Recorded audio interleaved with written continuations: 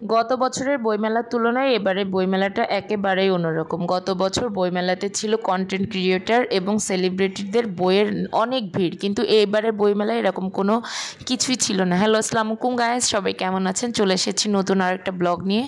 তো আজকে আমি অ্যাকচুয়ালি গেছিলাম হসপিটালে, শাহবাগে পিজি হসপিটালে। নর্মালি আমার যে কোনো প্রবলেম হলে আমি পিজি হসপিটালটাকে সাজেস্ট করি, কারণ ওইখানে কম টাকায় ভালো ডক্টর দেখানো যায়। সকালে আপনি 30 টাকায় ওইখানে ভালো প্রফেসর ডক্টর দেখাইতে পারবেন, এবং বিকালবেলায় 200 টাকা দিয়ে আপনি অনেকগুলো ডাক্তার, মানে ওরা বোর্ড বসায় আর কি পেশেন্ট দেখে, তো দেখাইতে পারবেন। তো আমি ওই দিন আর কি গেছিলাম শাহবাগে বেসিক্যালি ডক্টর দেখানোর জন্য। তো তারপরে ডক্টর দেখলো, আমাকে দেখে বললো কি যে আপনার নর্মাল একটা প্রবলেম, যে প্রবলেমটা সব মানুষেরই থাকে, তো এটার জন্য এত কেন টেনশন নিচ্ছেন, এত কেন প্যারা নিচ্ছেন, আপনার কোনো কিছুই হয় নাই। এখন আপনি যেটা করবেন, আপনার ফার্স্ট অফ অল কাজ হচ্ছে আপনি আপনার বেবিকে নিয়ে এখন বইমেলায় যাবেন, ঘুরবেন ফিরবেন, বাদাম খাবেন এবং বাচ্চাকে বই কিনে দেবেন, আর প্রচুর ফল খাবেন। তো যেহেতু ডক্টর বলছে তো বইমেলায় তো যেতেই হবে, সেজন্য ডক্টরের কথা অনুযায়ী ওইখান থেকে আমরা সোজা বইমেলায় গেলাম। বইমেলায় গেলে আপনি যেটা দেখতে পাবেন, কেউ বই কিনুক আর না কিনুক, স্টলের সামনে সুন্দর করে একটা বই ধরে পোচপাচ দিয়ে ছবি তুলবে, এটা খুব নর্মাল এবং স্বাভাবিক ব্যাপার।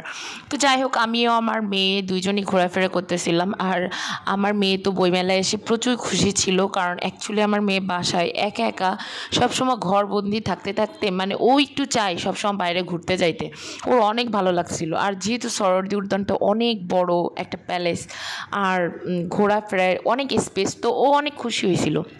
তো তারপর আমরা যেটা করলাম, পুরো বইমেলাটা ঘুরে ঘুরে দেখলাম। দেখার পরে আমাদের কিছু বই পছন্দ হলো, সিলেক্ট করলাম, একটা বই কিনলাম। আর আমি এখানে খুবই বিধ্বস্ত অবস্থায় ছিলাম, সকালবেলা বাসা থেকে বের হয়েছি আর এখন পুরো সন্ধ্যা হয়ে গেছে। তো আমি নাকি বলছিলাম তুমি আমার একটু ভিডিও করে দাও, ও ছোটো মানুষ পারে না। যাই হোক, আমাকে যেটা করে দিছিল ওইটাই অনেক। আর আমার এই স্টলটা অনেক ভালো লাগছিল এবং বইও একটা পছন্দ হয়েছিল, আর এই স্টলটা আরও বেশি ভালো লাগছিল, বিশেষ করে এই যে কারুকাজ করা যে স্টলগুলো, এগুলো অনেক ভালো লাগছিল। আর তারপরে আমরা যেটা করলাম, অনেকক্ষণ হাঁটাহাঁটি করার পর, ঘোরাঘুরি করার পর এখানে একটু বসলাম। তারপর ডক্টর যেহেতু আমাদেরকে সাজেস্ট করছিল বাদাম খাইতে, তো ডক্টর যেহেতু বলছে খাইতেই হবে, তো বাদাম কিনে নিয়েছিলাম। তারপর এখানে বসে বসে আমি আর আমার মেয়ে দুইজন বাদাম খাইতেছিলাম। আর আমার মেয়ে এখানে বাচ্চাদের গোসল করা দেখে অনেক এক্সাইটেড হয়ে গেছিলো, ও বলতেছিল ও গোসল করবা। আমি বললাম এটা পচা পানি, তুমি যখন বাসায় নানু বাড়িতে যাবা তখন গোসল করবা। তারপরে কিনে নিয়েছিলাম একটা জীবন পানি, যেটার টেস্ট খুবই বাজে সবাই জানে। আর বইমেলাতে গেলে আপনি সচরাচর দেখতে পাবেন এরকম ম্যাচিং ম্যাচিং শাড়ি পরে ফ্রেন্ডস বান্ধবী সবাই মিলে ছবি তুলবে। আর বইমেলায় যাবে না সাদা কালো শাড়ি পরে আসছে সবাই ঘুরতেছে, সেটা দেখবেন না, তা তো হতেই পারে না।